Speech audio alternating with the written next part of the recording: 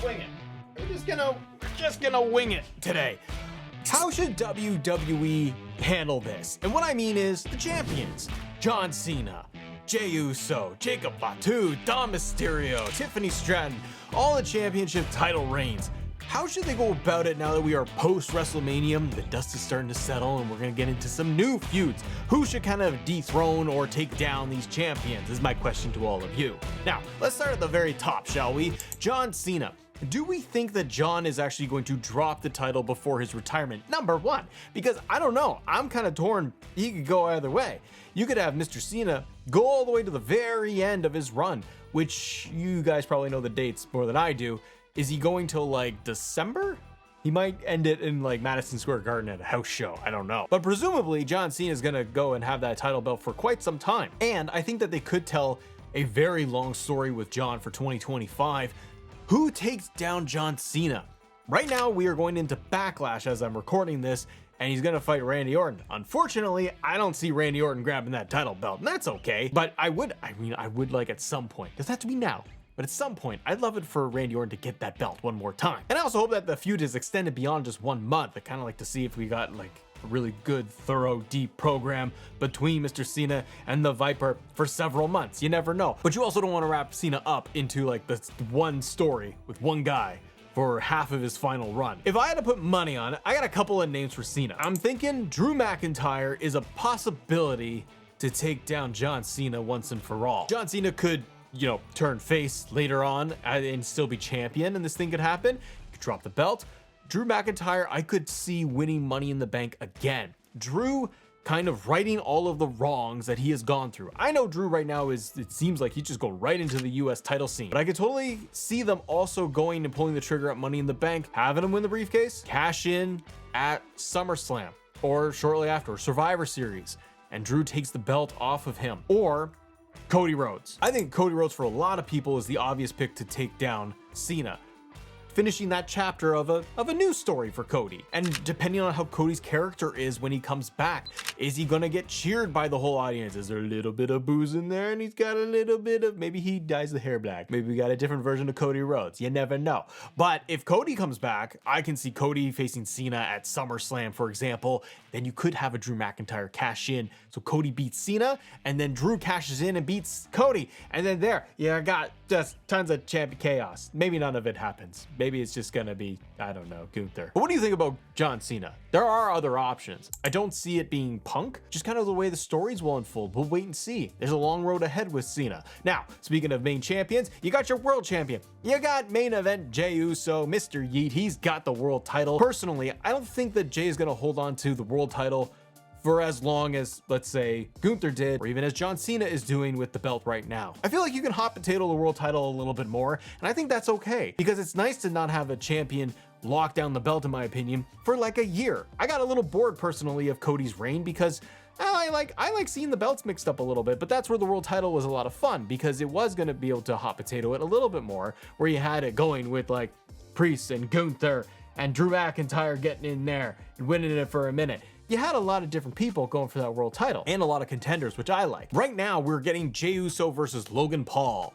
Don't see Logan Paul winning the belt.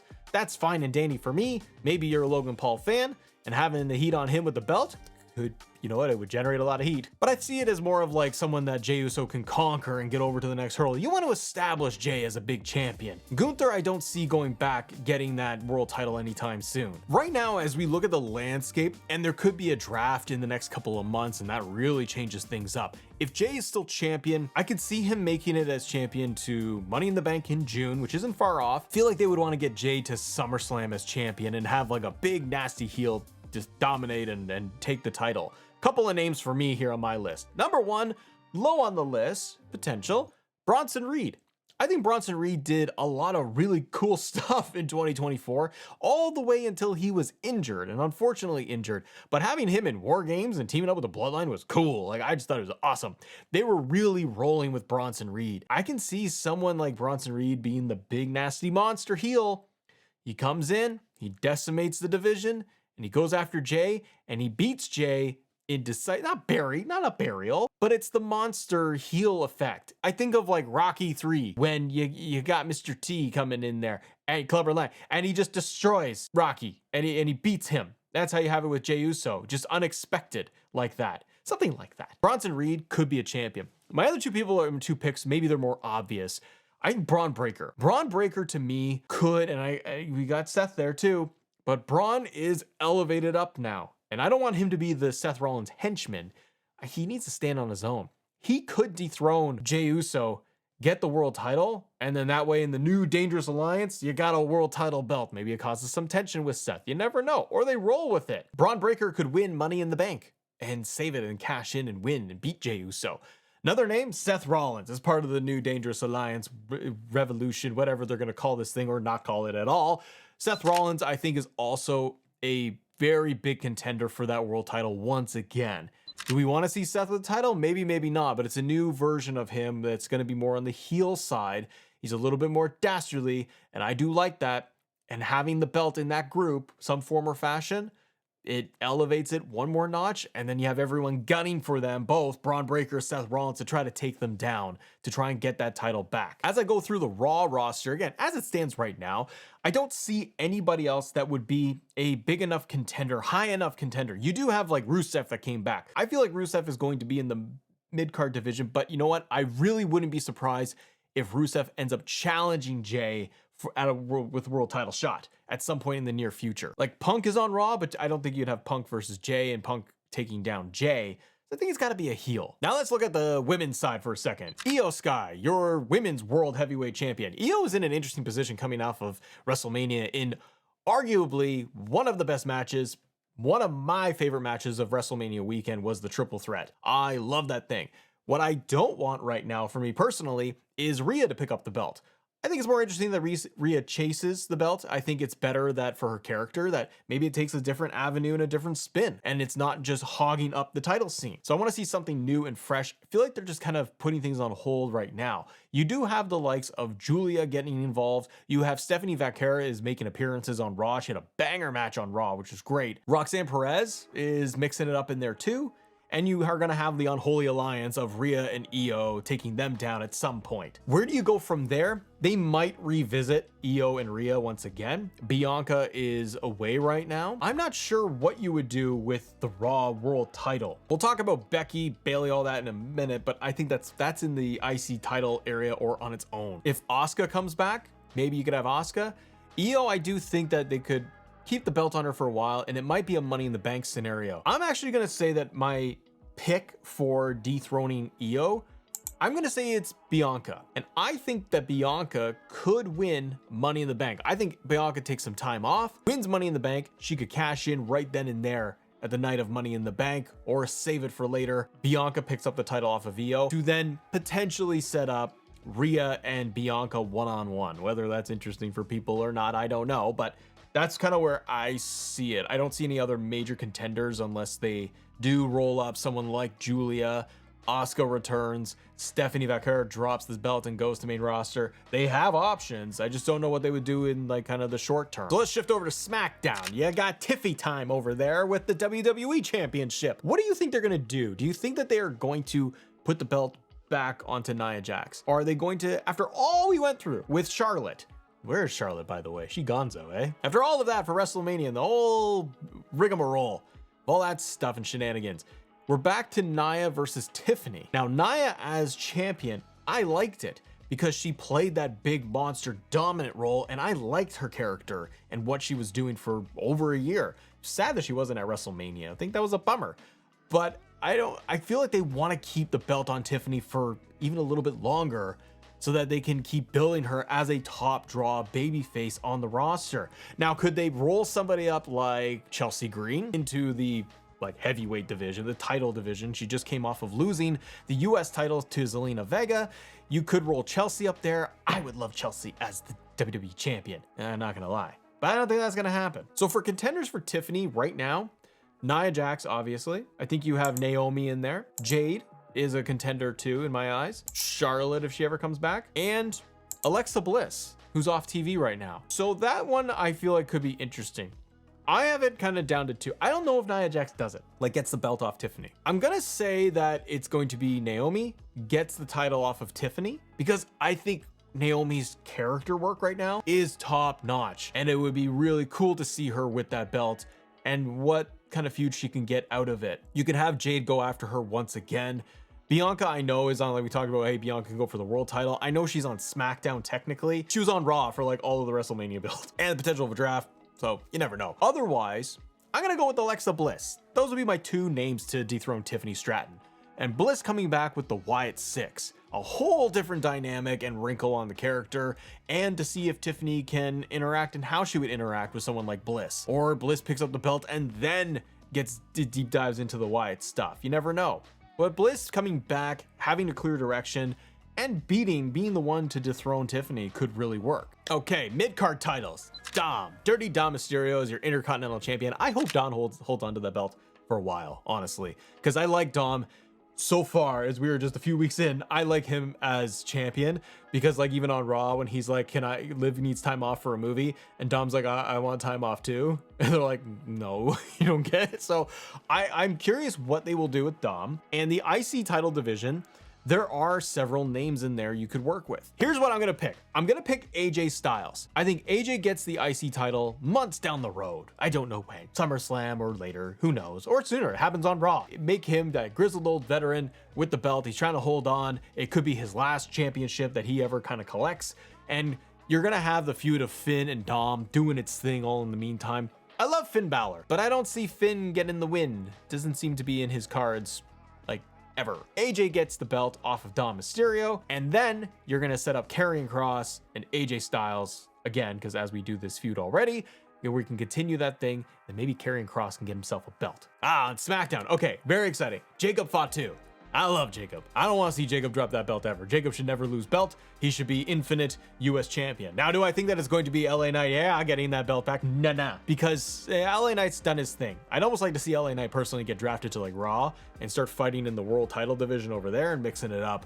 Do something fresh and different. Constantly going after the US title is, I don't know, it gets kind of old at some point. Do you think that Solo gets the belt? Like eventually they're going to do the split, right? You're going to get Jacob versus Solo. But the way Jacob is built, like ain't nobody beating him. Do you know what? I could see them trying to get Rey Fenix built up enough over the next several months and picking up like a surprise win over Fatu. If Fatu loses the title to whoever outside of Solo, I think that the only way Jacob is losing that belt is because Solo turns on him.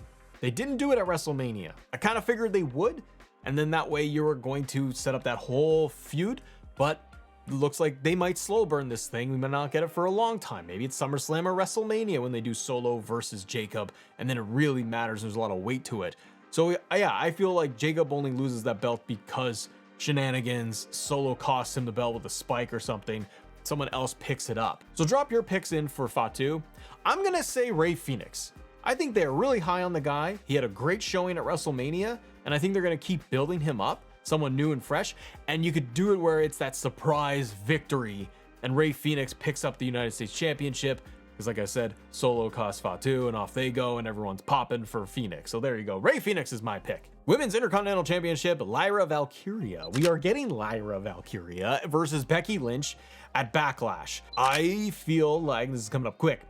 I'm predicting that Becky's going to take the title. I don't know if I necessarily want that because I just worry about what you're going to do with Lyra after that. Like she had the match at WrestleMania. She's going to have the pay-per-view, the PLE, Backlash. Before that, they were building her a little bit better. It felt like since she won the belt, it would not much was happening. Like she didn't have any real storylines going on, just started to slowly pick it up and having banger matches on Raw, which is awesome. Now, who dethrones her? I kind of feel like the main story here is Becky Lynch.